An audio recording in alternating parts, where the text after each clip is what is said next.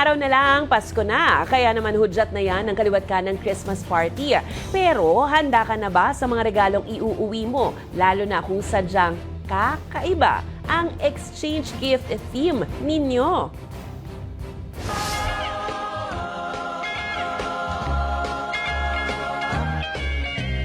Rocking around the Christmas tree at the Christmas party hop. Mistletoe hung where you can see every couple tries to stop.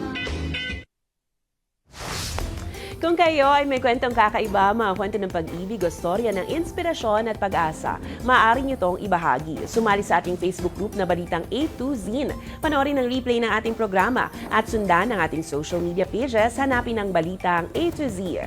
Ang ating pabaong quote of the night ngayong Martes ay mula sa aktivista at South African Anglican Archbishop na si Desmond Tutu. Ang sabi niya, ang pag-asa ay ang kakayahang makita ang liwanag sa kabila ng lahat ng dilim.